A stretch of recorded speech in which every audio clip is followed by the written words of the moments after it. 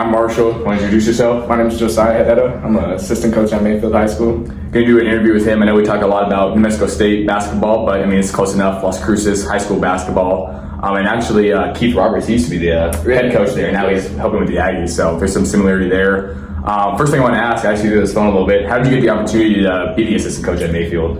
So when we were going into sophomore year, I played basketball at Santa Fe High in Santa Fe, and I know a few coaches down there. So I told them I was kind of interested in getting into coaching, and I guess some opportunities opened up at Mayfield. I was referred, and Coach Trio ended up giving me a call. You know, we met at Buttersmith for my interview. Oh, nice. So I had a nice little breakfast, just discussed some basketball, and it just went from there. Isn't Buttersmith? That's kind of like Village Inn 2.0, isn't it? Yeah, I've been there a few times. It's kind of the same thing. It's fire, man. It used to be the Village Inn, and then they changed it to Buttersmith not too long ago. Do you know why they changed that? I don't. Yeah, it's still good food. Don't we still have a Village Inn? We do. It's like right by the Walmart, like really close by. So they're both good food places to go eat, good breakfasts. So is this something you always wanted to do, coaching? Yeah. Well, I always wanted to play at the next level for sure. I was supposed to play at Arizona Christian as a freshman, and just things just didn't work out. So I always knew I wanted to stick with basketball somehow, though. Even if it wasn't playing, because I'm not the biggest guy. I'm 5'9". So I knew if I didn't want to play, I was going to get into coaching for sure. And then my uncle who raised me, he passed away when I was 13. So that's all he did. So it's kind of like I'm following the footsteps. So that's definitely what I want to do. Got it. I know we also talked about this through the phone a little bit. Like, how would it be to be an assistant coach and be a head coach, like in the state of New Mexico? I know each state's different, but didn't know how it worked here. So I'm pretty sure to be a head coach, you got to be at least 21 years old. Okay. You got to have some experience too. Yeah. That's one thing that they look for whenever they're hiring head coaches is, they definitely want somebody with some stuff under their belt. Yeah. So, but yeah, there's not really I don't think there's an age limit for assistants. One of my friends, his name's Juan. Yeah. He's an assistant at Santa Fe High. Okay. So. Oh, gotcha. And I think he's 19. So so younger than you. Yeah, he's a younger guy. So. Oh, gotcha. Yeah.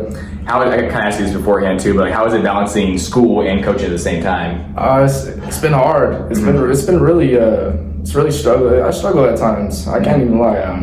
But one thing I can say is I love it. Like I wouldn't let it go for the world, if I'm being honest. Like I'm doing anything I can to manage school and coaching. But I think I go to school I try to schedule my schedule around practice and game stuff like that. Because when it comes to district, we play on Monday and Thursdays. Okay. So, but that's the second semester. So it's kind of the first semester is kind of it's a little easier for me just because it's preseason. But that's I always tell my players, preseason's where you get the most work in. Oh yeah, definitely. So, but it's been pretty hard, but it's been pretty smooth at the same time. Like it's kind of like my job. Yeah, exactly. Right. So I dedicate all my time to them whenever I'm not in school. Yeah. So like I said, I probably go to school from like 9 to 12, and then we got practice from 2 to 4. Okay, got it. Sounds good. You guys had practice today, huh? So we're doing this at the same time. So scheduling that around. I know I heard at different schools, which I didn't know this until recently. Like there's a coaching minor you can get. So I didn't know if they had that here. If that's what you're doing or how that works. Yeah, no. Do you know anything about that? I don't know too much about it, and that's not what I'm doing currently. Yeah, I think they do offer that in the state of New Mexico. Yeah. That's pretty interesting for sure. Yeah. I was looking at it a little before. I think Mayfield last year was like 12 and 16, 4 and 6 in district. Yeah, we're 12, 16, 4 and 6. Gotcha. So what are the goals for this year, like to improve? Is there like a chance at a winning season or what's the score for that? This year with Mayfield, the team that we had last year was a great team. We had a great team last year. We had 4 transfers last year that couldn't play varsity. We got Homer Walsh, Corey Patterson, Isaac Williams. We call him IT. Okay. And there's one more, man. Yeah. But this year I would say is going to be hopefully Mayfield's most successful season in the past 10 years. For sure. This summer we went 42-6 in the summer. Oh, really? Oh, yeah. And 2 of those losses came in Colorado to the same team. Oh, okay. And it's a different state, probably better teams. They were the state championships. Oh, yeah. Or state champions team in Colorado. Yeah. So, yeah. I'm really excited when I look at practice. You can just see that they finally see it that they can win. Yeah. When I first came into Mayfield, it was kind of frustrating for me a little bit because we'd play teams like Sandia. Yeah.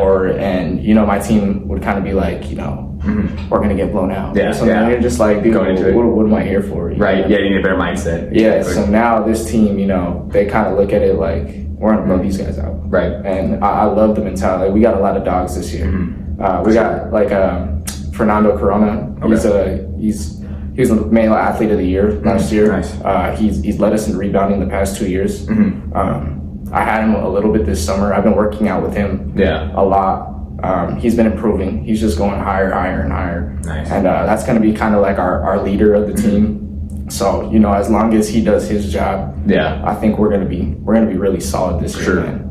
It's gonna be kind of eye opening to hopefully see green and yellow in the pit. Because you know, they haven't been there in years. Yeah. Oh yeah, for sure. So I think the main goal is, you know, obviously have a winning season, but we want the district. For sure. Definitely. We definitely want the district. Our district's loaded, man. I mean, Cruces is they're always good. Centennial's loaded. Good. Oregon's loaded.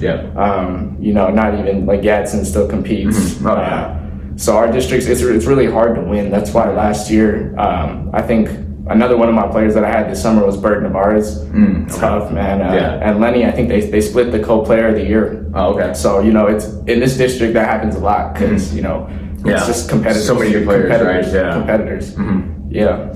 For sure. And then, what, you know, is it the goal of yours to obviously be a head coach one day? And where at specifically? I know we talked about, you know, possibly here for the Aggies or even Highlands. Maybe you want to go into more about that. Yeah, so I definitely want to be a head coach. That's the goal. You know, me being so young, I am only 21 years old, so, you know, being an assistant right now, I'm still learning. So I'm still like a student of the game. So, you know, I love being in my position right now because, you know, there's not too much pressure. But, you know, this summer, I had some of the best players in Las Cruces for one of the little AAU teams I do. It's called the Supersonics. Oh, nice. And once, you know, I can just tell you, there's a difference so much in being an assistant and a head coach, man. Like, I bet. Like, as an assistant, you know, you kind of just prepare to, you know, give your input, you know, drop some plays here and there. But as a head coach, you know, it's all on you. Yeah, exactly. But I love the pressure, honestly. Like, you know, I've coached a lot of great teams, and I can tell you, no matter loaded or not, they're going to compete. Like, like other teams are going to compete no matter what. So you got to know how to coach. Definitely. And I love it. I love it. But yeah, that's the goal for sure. I want to be a head coach. You know, hopefully by the time I'm 24. Right. Or, you know, another possibility, like you said, is, you know, I've been talking about opportunities that maybe like Highlands, like you said, maybe here. I'd love to be an assistant at the college level. That's but when it comes to high school, within the next few years, I'd love to maybe, you know, get a head job opportunity. But when it comes to college, you know, I'm open to anything. For sure. And I know you still hoop and stuff too. Like I saw you playing in Intramural last year. So what's the difference of like actually playing and then seeing it with your own eyes as a coach? Is there a big difference between the two? It's funny now because that's what I was telling some of my old teammates from high school. Because I was just like, you know, when I watch some of our old film and stuff, it's sloppy, and that's just me as a coach. Now. So playing is so much different, though. I bet. You know, but one thing I was blessed at is I played the point guard and shooting guard position, so you know I kind of had to be kind of like a coach on the floor. Right. So that's when I knew I wanted to coach too. Is like when I wasn't able to play, I've always played the 1 and 2 position. So it was like, you know, I was like a floor general, so you know. I knew how to run plays. I knew how to set up offenses, stuff like that. So, yeah, that goes into a lot of it. But you know, you gotta know X's and O's. Like as a player, you just gotta do your job, fill positions, stuff like that. But when it comes to coaching, man, you gotta know where to put your players. If this guy can play a 1 through 5, if this guy only can play a 2, you know, you gotta have your 1 through 5 on the floor. I'm telling you, like if there's one player that doesn't know what he's doing on the floor, the play's not going to work. Right. So that's the hardest part. Is probably you know, having the 1 through 5 always, and then just getting set. But it's not too much different, but it's definitely there's a difference for sure. Gotcha. And like you said, you're only 21, so how is it kind of coaching these guys where you're not that much older than them, right? Like a head coach is probably like, you know, a decent amount older than them, whereas you're like maybe only 2 or 3 years older than these guys. So how is kind of coaching guys like that? Does it make it easier? You kind of relate to them more? Potentially you just played high school basketball not too long ago either. So it was funny because when I first got hired at Mayfield, I remember walking in the first day, and when I was walking into the office, all of them were kind of looking at me like, it's a new transfer, and it's just like, you know, I don't really dress too, like, I'm not an older guy yet. Right, so yeah, exactly. Like, I don't wear polos and right. stuff. So with you being just 21 years old, you know, you're really close in age with these guys. So how is it coaching, you know, these young guys, you know, you're like only 2-3 years apart? Yeah, no, it was funny because when I first got hired at Mayfield, you know, I was walking into the office and stuff like that, and I looked really young, so they actually call me Coach Young. This was funny. They can't really pronounce my last name, which is Herrera. I can't pronounce it either. So. Yeah, they call me Coach Young, but yeah, it was, you know, they're kind of asking me my name and stuff like that, and then the first day of practice when I got introduced as a coach, you know, I've never seen so many faces just. So I was like, okay, yeah. So I'd say though, it took about 2 weeks for them to start finally like realizing like, yeah, this guy knows what he's doing. And you know, preseason we play a lot of 5-on-5. And like I said, I still play and stuff like that. So, you know, sometimes I'll hop in with them and stuff. And I think they finally realized, yeah, this guy knows what he's doing. And then you know, I just talked to him about college and stuff like that, how, you know, like I said, I was going to go to Arizona Christian and play basketball, but I just didn't end up going. But I just told him, you know, like, I know how it is to play high school basketball, and that's one thing you guys should really take into consideration is I am only 3 years older than you. So I do know, like, how the game's been played the past few years, man. Like, I know how much it's evolving, and that's what I can say is basketball is getting better every single year. It's crazy. Like, skill-wise, it's crazy. Like, skill-wise, it's getting crazy. For sure. Like, the way that we played in high school compared to the way it is still now is almost still the same, but just the competition, man, is crazy. For sure. Like, crazy. I know since we've been in high school, I think there's been some rule changes. Are there any more rule changes for this next year that you know of, or? No, I don't know any, but I know there's talks about a shot clock. They need to have that, I think. There's talks about they need to have that, for sure. So that's one thing. That'll make it more competitive, I think, honestly. Yeah, it definitely would. And I'm all in for it, too. I definitely think a shot clock would make New Mexico basketball 100%. A little bit more entertaining. It would make it a little more easier on our job. 100%. So, yeah. When I played in El Paso, we didn't have a shot clock, but in California we did. Even the JV and like freshmen had shot clocks too, and obviously varsity we had it. So it's like a 35-second, which might not seem like a lot, but not too long ago that was college. Now it's 30 seconds in college, 24 in the NBA. So I feel like it's a pretty good range. If anything, maybe 40. I think 35 to 40 is a good range. I think so too. Yeah. I think they should have that because I've seen some high school games recently where it's like they hold the ball for a whole minute or two, and it's like, come on now, we need to get some plays running. You know, it's just it's rough because if you throw a shot clock in a C team game though. And maybe just the varsity level then. I don't know. But it's just in my head though, if you only put it at a varsity level, it's just like how are they supposed to how they go learn. Exactly, that's a good point. Maybe JV varsity, but do they have a freshman? It's hard to say. That's what I'm saying. It's just, I think middle school. I don't know about middle school if they need one. You know, it's just middle school. I don't. It's hard to say. If anything, maybe 45 seconds. I think JV basketball is also improving too. I think it's getting to the level where you think so? Yeah, there's so much things now. Like there's transfers. There's so many rules and stuff like that. This year, I mean, Mayfield, we're gonna have, I think, 9 seniors, man. Oh, really? So it's just like, gotcha. And I'm not, like I'm saying, like, there's definitely younger kids that are coming up that can compete for spots. It's just, definitely, we're senior heavy. So it just takes, it's a lot of factors. That's what I'm saying is, like, a shot clock at a JV level wouldn't be too bad. Oh, for sure. What's the pay like for an assistant coach, especially as, being a student? Is it any different, or how does that work? You can talk about that. So the pay is, it's not bad at all. I would say it's I probably wouldn't want to put exactly what I get out there. I know what you mean. That's why I didn't know if I should ask, but I was like... No, but I would say, it benefits me as a student because when it comes to, like, the booster stuff like that, they know I am a student. That's a big shout-out to Miss Foster last year. They show, that's what I love about Mayfield is they show so much love. That's great. It's a great school. It's a great culture. I feel like for my first opportunity being at a high school level to get Mayfield as my school, I'm really blessed. All the kids, all the staff, the coaching staff. I love my coaching staff. I love my kids. Like it's great. It's great. So sometimes I don't even really think about the pay. I got you. But it's solid, man. For being a student in college and stuff like that, like I definitely, if you do want to coach, I definitely recommend it. Like I said, you definitely have to balance stuff around and it gets frustrating for sure. But at the end of the season, when you get that envelope, you're just kind of like, okay.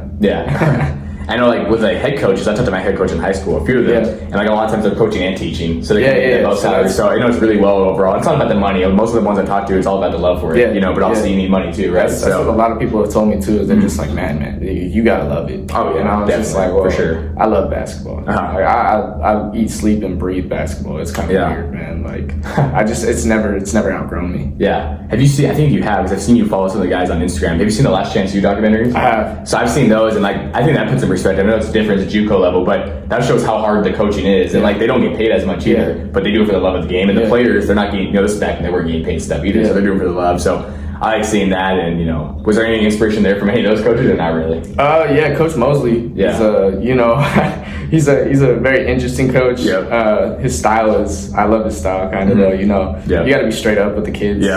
Sometimes he doesn't use the best tone. Right. But he never curses, which I think is crazy. No. Like you would think he like cursed multiple times, but he's just straight up. One thing I loved about Mosley too is like one thing I can say too is how many times he kicked out Joe Hampton. And stuff like that. I remember watching him when he was in high school a little bit. Yeah. So to see him on that documentary, I was like, no way. But and to kick him out and give him time after time where it's just like you see him in the next episode, like the tough love was like get out of my practice right there, but after practice I'm gonna talk to you and you're gonna show up the next day. So like I feel like it's funny because even though these guys are only little high school guys, they still live like they go through things. Sometimes they go through things a little bit more than others, so it's it's definitely relatable. Even that being a JUCO and us being in high school, So, but I think Coach Mosley is he's a great coach to watch. I really think that's a great role model as a coach. So did you see season 2 of it as well, or just season 1? I seen both. Yeah, they're both really good. I think season 1's slightly better, but for sure. You're still rooting for those kids to be successful. And a lot of them got out and played at Division 1 schools or Division 2, even NAIA. They got out and played somewhere. I was really hoping to see KJ Allen try to go to the NBA. So I think he had a little bit of a chance, but he's doing really good things overseas. Same with Joe Hampton and Deshaun Hyler. So I actually rewatch that documentary every year, every summer, just for fun. I just got done watching it again. I've seen it like 4 times, but it never gets old for me. So I always like watching it. When you're at Mayfield, have you ever been asked to like lead a practice or a workout session, even though you're just an assistant? Like I know sometimes when I played in high school, we had a head coach out, or like one of our assistant coaches couldn't be there, so we had like the freshman coach was helping with the varsity guys. So have you ever had that opportunity? Actually yesterday, so our JV guy, his name's Coach Flores. He's in San Diego, and Coach Trujillo's a busy man, so he had to go to Albuquerque. And I think Coach Terrence, Coach Mirabal, that's another Santa Fe guy. That's what's funny is it's kind of like 2 Las Cruces guys, 2 Santa Fe guys on the staff. So I think he was busy too, so I had to do the practice by myself. That happens a lot. But the boys know we kind of have like a routine. So it's kind of like are we only playing 5s today? It's like nah, man. Like, you know what we're doing. Right. And when I first got hired too, I was doing a lot of skill and development with the guards. So. That's always been a thing for me. So, like whenever we start practice, we'll do like some warm-up stuff. And usually like if it goes post and guards, like I'll work out with the guards. They'll do the post. So it's, I like it, but I definitely had to take some matters in my own hands. I remember I played in high school, like the varsity coach, he was a good coach, but this is in El Paso, and like when he wasn't there, we were all kind of happy because our JV coach, we'd always have shooting workouts and all that, and our freshman coach, he would always it would be like super way easier to practice sometimes, and so like we'd always be hyped up. So I didn't know how it was like with you guys, if like some of the players were like, oh good, the varsity coach not here, we got this guy, but I'm sure you're still harder than this stuff. So I'm still they're definitely my guys, and they know that. But you still got to get that work. No, 100%. And how do you think that's going to benefit you, like when you do become a head coach one day? That's what you want to do. Having this little experience right now, maybe they'll put less pressure or less nerves on you when you have to, do it more consistently. That's the thing is, so I played for Santa Fe High. That was Coach Cole. And then I played for a lot of different coaches. So I've been in a lot of different practices. So like even AAU, I played a little bit of circuit, stuff like that. So I've been in a lot of different practices. So that's one thing I knew I wanted to go into coaching too. Is I played for so many different teams, and I've done so many different practices, games, stuff like that. That there's different pieces that I pull from each coach. You know what I mean? Like coach like Zach Cole is a great defensive coach. Coach Trujillo, he's opening up my eyes right now to a lot of new stuff. And then, you know, like my circuit coaches, I've been to camps. One of my favorite camps I went to was the EBC Ball is Life camp. Oh, okay. You know, whenever you go to camps like that, you do drills before for like 2 hours, then you play the rest of the time. I see. Those drills are kind of like practice drills. Gotcha. That's one thing I've taken a lot from too is, you know, it's a higher level with that camp. They bring in, you know, just strictly known trainers, stuff like that. Gotcha. So, like I said, I've been in a lot of drills, so I just pick and choose. Each coach I played for, though, you'll see a little bit through me as like whenever I do become a head coach, you'll see a lot of different styles, and that's just for me playing for a lot of different coaches. Definitely. You talked about a lot of coaches right now. Are there any other ones that you look up to that have helped you get to where you are now? Yeah, definitely.